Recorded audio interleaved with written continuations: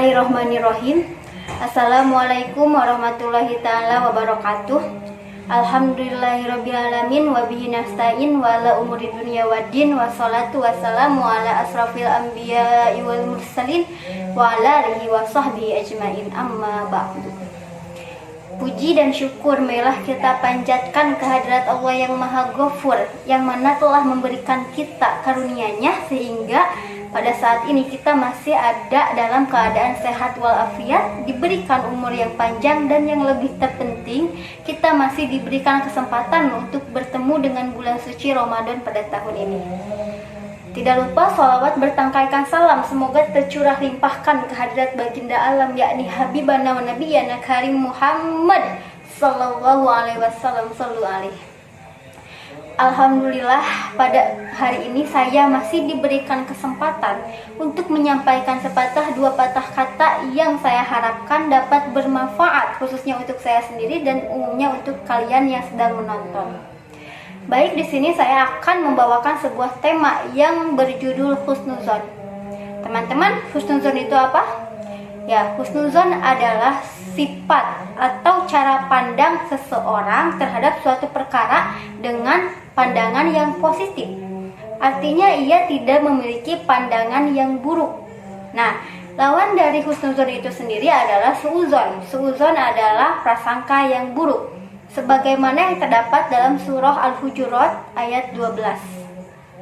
A'udzu billahi minasyaitonir rajim. Bismillahirrahmanirrahim. Ya ayyuhallazina amanu ijtanibu katsiran minadh-dhanni inna ba'dadh-dhanni wala tajassasu wala yattab ba'dukum ba'da. Shadaqallahul azim. Al-ayah. Dari penggalan surah Al-Hujurat ayat 12 ini dijelaskan bahwasanya sebagian prasangka itu dosa. Maka dari itu, kita sebagai khalifah di muka bumi ini, kita sebagai makhluk Allah hendaknya menjauhi 3 perkara yang terdapat dalam surah Al-Hujurat ayat 12. Apa saja sih? Yang pertama, jauhilah prasangka buruk. Yang kedua, jangan mencari-cari kesalahan orang lain. Dan yang ketiga, jangan menggunjing. Baik teman-teman, saya mempunyai sebuah kisah, yaitu pada suatu hari ada seorang ulama yang sedang berjalan-jalan di pinggir pantai. Ketika itu ia mendapati seorang pemuda dan perempuan sedang berpelukan, dan di pinggirnya terdapat banyak sekali botol minuman homer atau minuman keras. Lalu si ulama itu berprasangka buruk. Sedang apa yang mereka lakukan gitu. Kemudian tidak berapa lama ada 3 orang pemuda yang tenggelam dan meminta tolong. Lalu lekaslah si pemuda yang sedang berduaan dengan perempuan itu menolongnya. Lalu ia berenang menolong kedua pemuda tersebut dan meninggalkan satu pemuda, sehingga pemuda yang ditinggalkan tenggelam dan hanyut. Nah, kemudian si ulama heran, kenapa hanya ditolong 2 padahal di situ ada 3 orang. Lalu si ulama menghampiri pemuda tersebut. Wahai pemuda, mengapa engkau hanya menolong kedua orang itu dan engkau tega membiarkan satunya lagi tenggelam dan hanyut di bawah ombak?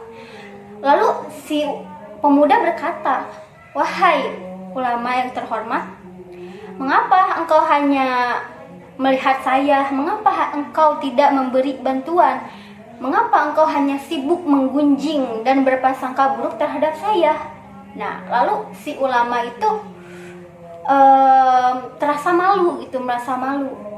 Oh iya ya, kenapa saya sibuk menggunjing? Kenapa saya tidak membantu? Lalu si ulama penasaran, maka dia bertanya dong, maaf pemuda, lalu apa yang sedang engkau lakukan dengan perempuan tadi di pinggir pantai dan berpelukan? Lalu si pemuda menjawab, dia ibuku. Aku tidak sengaja bertemu dengan dia dan kami sudah lama tidak bertemu, maka dari itu saya langsung memeluknya.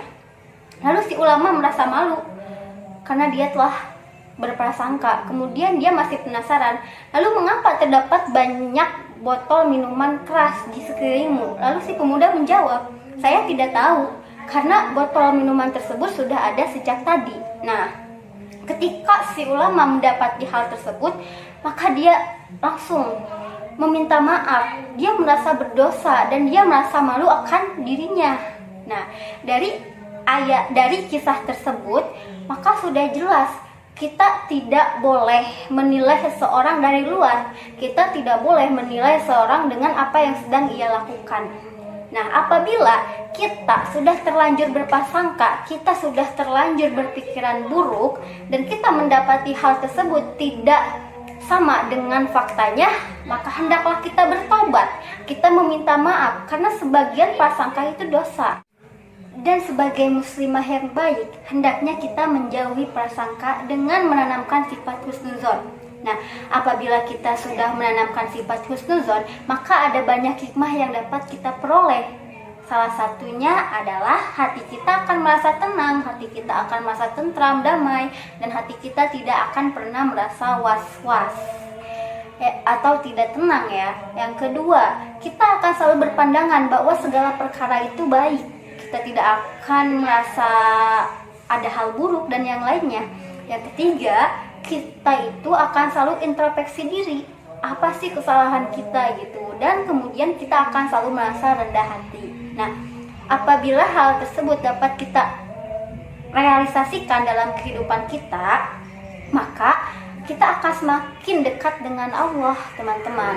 Nah, adapun husnuzon itu sendiri terbagi menjadi 3. Yang pertama, tentunya husnuzon kepada Allah itu sangat penting ya, teman-teman. Yang kedua, husnuzon kepada diri sendiri. Yang ketiga, husnuzon kepada orang lain.